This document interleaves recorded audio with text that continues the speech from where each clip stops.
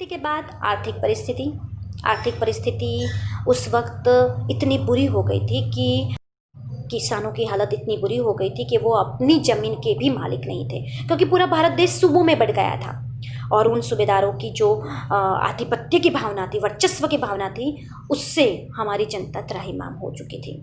यहाँ तक कि बहुत सारे अधिकारों को भी जब्त किया गया था, उसको ले लिया गया था, जिसके कारण आर्थिक परिस्थिति में हमारे रोजगार भी खत्म हो गए थे। क्योंकि चलो चित्रकला, नृत्य कला और वास्तुकला ये सब में हमारे मुसलमान और हिंदू धर्म का सामंजस्य जरूर स्थापित हुआ, मगर फिर भी बाहर यानी विदेशी आक्रमण के कारण हमारे देश में जो लघु उद्योग और जो रोजगार चल रहा था वो धीरे धीरे नष्ट हो गया और आर्थिक परिस्थिति से भी बहुत निम्न होने के कारण हमारी प्रजा बहुत दुखी हो गई थी। क्योंकि जब पेट में अन्न नहीं होगा तब कोई भी काम या कोई भी भक्ति भी कोई जनता नहीं कर पाएगी। तब इन जनता, ऐसी भूखी जनता, ऐसी निराधार जनता को आधार देने का काम इन सूफी और संत कवियों ने किया।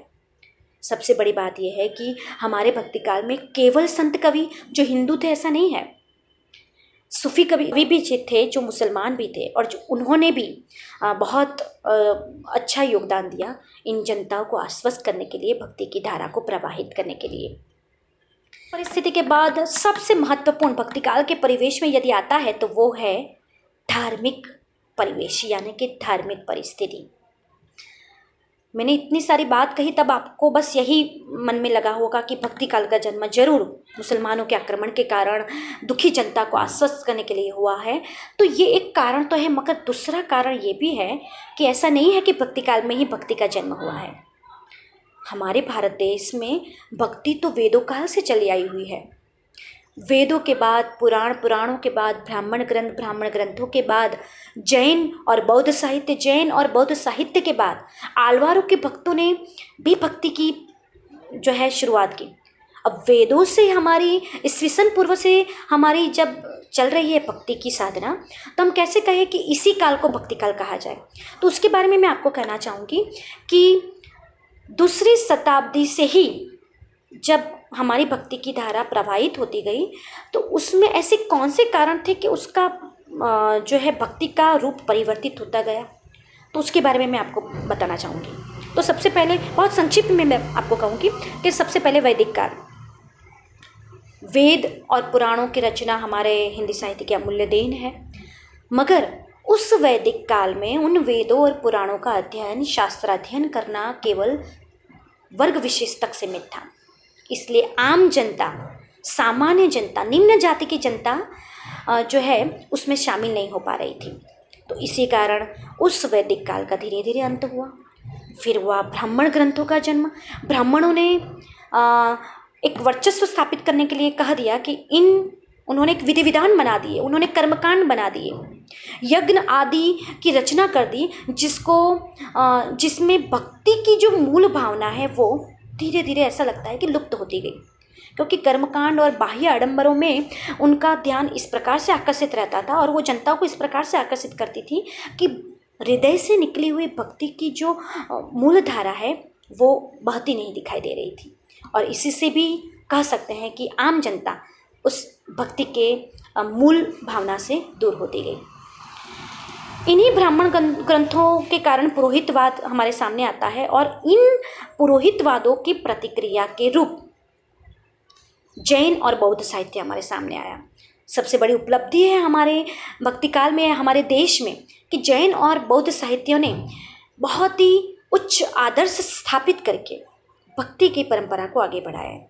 उन्होंने कहीं भी ऐसा नहीं कहा कि ये ब्राह्मण या क्षत्रिय या शूद्र ही इस साहित्य को पढ़ सकते हैं या इस भक्ति को अपना सकते हैं। उन्होंने सभी जातियों को अपने धर्म में समाविष्ट किया, जिसके कारण जैन और बौद्ध धर्म बहुत ही विकसित हुआ। वहाँ के उस वक्त के राजा जो थे वो भी प्रभावित हुए। आप समझ सकते, आपको पता ही है कि सम्राट अशोक भी बौद्ध धर्म से बहुत प्रभावित हुए थे। राजाओं ने खुद उन जैन और बौद्ध धर्मों के प्रचार प्रसार के लिए जगह जगह पर विहार और संघ की स्थापना की, मगर धीरे धीरे राजाश्रय प्राप्त होने के कारण ये जो जैन और बौद्ध साहित्य जो पहले स्वतंत्र रूप में थे, उच्च आदर्श के रूप में थे, वो धीरे धीरे नैतिक अधःपतन की ओर जाने लगे। व्याभिचार उनके विहारों में संग में बढ़ने लगा। यहाँ तक कि वो भी हिंसक, जो अहिंसा के पुजारी थे वो भी हिंसा करने लगे। जैन और बौद्ध साहित्य के अपने धर्म पर इतना गर्व महसूस होने लगा कि वे अन्य धर्मों को अपने से निम्न मानने लगे और उनको गिराने की कोशिश करने लगे। और इसी कारण जैन और बौद्ध धर्म के अधःपतन के बाद, अथवा तो उनकी नैतिक बदलाव है, उनके प्रतिक्रिया के रूप में दक्षिण में, तमिल में आल्वार भक्तों ने एक नई भक्ति का सूत्रपात किया। आपको बहुत ही ये ध्यान में रखना होगा कि भक्ति काल की शुरुआत या भक्ति काल को एक पूरा काल बनाने के पीछे, एक समय को एक पूरा भक्ति काल बनाने के पीछे सबसे बड़ा यदि योगदान कोई है तो आल्वार के भक्तों का। आल्वार के भक्तों का जन्म 6वीं शताब्दी से लेकर किसी का 5वीं, 6वीं या 7वीं शताब्दी तक है। तो 5 से 7 शताब्दी तक आल्वार भक्तों का जन्म हम मान सकते हैं। 12 जितने आल्वार भक्त थे उन्होंने इस भक्ति को बहुत ही अलग रूप में परिवर्तित किया। उन्होंने ऐसा कुछ विरोध भी नहीं किया, जैन साहित्य या बौद्ध साहित्य, वैदिक साहित्य, उपनिषद, किसी का भी विरोध नहीं किया। मगर उनकी विशेषता यह है कि उन्होंने उन साहित्य और उन धर्मों की अच्छी बातों को पकड़ा जो बुरी और अनैतिक है, जो क्रियाकांड और कर्मकांड और नर बलि और पशु बलि के रूप में यज्ञ का अभिमान करती है, ऐसी क्रियाओं को उन्होंने मात दे दिया। यानी कि उनको अपने धर्म में नहीं स्थान दिया ऐसे उच्च आदर्शों को जिसको सामान्य जनता समझ सके। सबसे बड़ी बात आल्वार भक्तों की यह है कि वो संस्कृत के प्रकांड पंडित होने के बावजूद उन्होंने सर्वमान्य सामान्य जनता की भाषा को अपने साहित्य में स्थान दिया। देशी भाषा को कह सकते हैं कि जनता की भाषा, जनता की बोली और जनता के लिए उन्होंने जो धर्म स्थापित किया उसमें सारी जनता, हमारे पूरे देश की जनता बिल्कुल निस्वार्थ रूप में आगे बढ़ गई। अब जनता को सुरक्षितता महसूस हुई। अब जनता को लगा कि नहीं, यह धर्म, यह भक्ति सच्ची भक्ति है। क्योंकि मैंने आपको कहा कि कहीं ना कहीं वैदिक काल से लेकर जैन और बौद्ध धर्म तक वो भक्ति का रूप धीरे धीरे परिवर्तित होता गया था। भक्ति की मूल बात जो है वो लुप्त होती गई थी। मगर जब आल्वार भक्तों ने ये भक्ति की परंपरा उठाई, सबसे बड़ी बात यह है कि विष्णु भक्त ये लोग आल्वार भक्त थे। वो विष्णु को अलग अलग अवतारों में मानते थे और विष्णु के अलग अलग अवतारों का लीला गान करते थे। आल्वार भक्तों की सबसे बड़ी विशेषता ये भी थी कि वे गीतों में अपनी बात कहते थे। पता है आपको कि हर मनुष्य को कोई भी बात यदि सामान्य रूप से कही जाए और जब संगीतात्मक रूप से कही जाए तो वो बहुत प्रभावशाली होती है। उनके गीतों की भाषा बहुत ही सहज और सरल थी और उन्होंने मंदिरों में जाकर गीतों गाकर सभी जनता को अपने मंदिरों में प्रवेश करके जनता का मन जीत लिया और बताया कि सही अर्थ में भक्ति क्या है। ईश्वर के प्रति अनुराग, ईश्वर के प्रति प्रेम, ईश्वर के प्रति एक रागात्मक संबंध उन्होंने गीतों के द्वारा स्थापित किया। धीरे धीरे दक्षिण से वे उत्तर आए, पूर्व से लेकर पश्चिम। पूर्व में हमारे जयदेव ने गीत गोविंद की रचना की, यहाँ विद्यापति ने बहुत ही कृष्ण भक्ति में सुंदर पदों की रचना की और इस प्रकार उनके अनुयायी पूरे भारत देश में विहार कर करके ऐसी भक्ति का प्रचार प्रसार किया कि पूरा भारत देश 13वीं शताब्दी में 13-14वीं शताब्दी तक आते आते पूरे भारत देश में भक्ति की धारा प्रवाहित हो गई और इसी से भक्ति काल का जन्म 14वीं शताब्दी माना जाता है। वैसे धार्मिक परिस्थिति हम भक्ति काल की गिने तो मैंने आपको पहले ही कहा कि धार्मिक परिस्थिति बहुत पहले से है, भक्ति का जन्म बहुत पहले से शुरू हो गया था। मगर उस भक्ति का प्रवाह जो जोर शोर से बढ़ा, हम कह सकते हैं कि जब भक्ति आंदोलन हुआ, उस भक्ति आंदोलन की समयावधि भक्ति काल की थी और वो आंदोलन जैसा वैसा नहीं था। कहा जाता है कि आंदोलन उसे कहते हैं कि जिसका प्रभाव व्यापक हो, जो सालों तक उसका प्रभाव बने। आप समझ सकते हैं कि उस भक्ति काल के सुर और को हम आज भी जो है समझते हैं, उसको गाते हैं, उनके पदों को जब हम पढ़ते हैं तब भक्तिमय बन जाते हैं। तो वो प्रभाव भक्ति आंदोलन का था। आपको ये भी मैं बात क्लियर करना चाहूँगी कि कुछ आलोचक यह कहते हैं कि उस वक्त धार्मिक क्रांति हुई थी, कुछ लोग कहते हैं कि नहीं, धार्मिक आंदोलन हुआ था। तो आंदोलन और क्रांति शब्द में बहुत परिवर्तन है।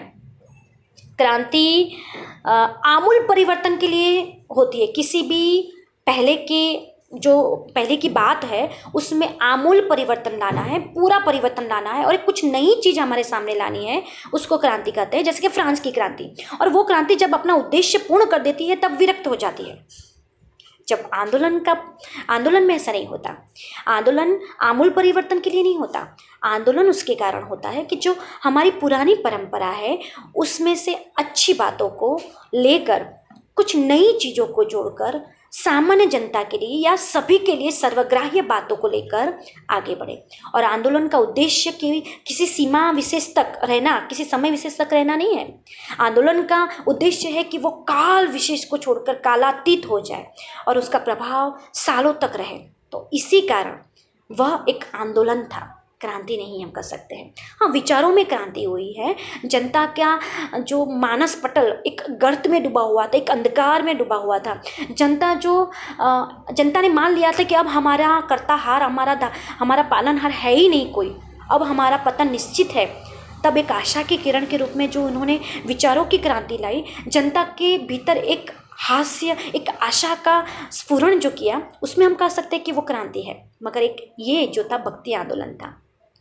इस धार्मिक परिस्थिति में सबसे बड़ी बात यह है कि ये आंदोलन जब इन सूफी और संत कवियों ने किया, जैसे मैंने आपको अभी तक बात की आलवार भक्तों की। आलवार भक्त विष्णु के उपासक थे, उसके साथ साथ शैव भक्त, म्यांमार में शैव भक्त भी थे। उन्होंने भी गीतों की परंपरा और इस उच्च आदर्श की स्थापना करके धर्म के मूल रूप को पहचाना और उन्होंने भी धर्म को आगे बढ़ाया। यहाँ तक आलवार भक्तों के बाद फिर आचार्य युग आया, यानी कि रामानुजाचार्य की चौथी। उन्होंने तो बहुत ही भक्ति की धारा प्रवाहित की, बहुत ही सामान्य जनता को आश्वस्त करने की कोशिश की। गांव-गांव, शहर-शहर जाकर उन्होंने भक्ति का प्रवाह जो है आगे बढ़ाया। रामानुजाचार्य के जब चौथी पांचवी शिष्य परंपरा में रामानंद जी आते हैं, माधवाचार्य, विष्णु स्वामी, निम्बकाचार्य, वल्लभ संप्रदाय यानी कि वल्लभाचार्य, इन सभी ने अपनी रचनाओं के द्वारा सामान्य भाषा में रचना रचकर पूरी जनता को भक्ति के प्रवाह में इस प्रकार से डुबो दिया कि सभी जनता उस भक्ति का आसरा लेकर उस परिस्थिति का सामना करने के लिए तैयार हो गई। अपने अस्तित्व को जो खो बैठी थी जनता, वो जनता आगे आ गई। और इसी कारण भक्ति काल का परिवेश बहुत ही महत्वपूर्ण है भक्ति काल के साहित्य के लिए। और इस प्रकार राजनीतिक परिस्थिति, सामाजिक परिस्थिति और धार्मिक परिस्थिति, इन तीन मुख्य परिस्थितियों के कारण अब भक्ति काल का उदय कैसे हुआ, उस भक्ति काल की प्रवृत्तियाँ क्या थी, निर्गुण और सगुण कवि किसे कहते हैं, वो धाराएं कैसे बनने लगी, उसके बारे में हम जो दूसरे लेक्चर में बात करेंगे। नमस्कार।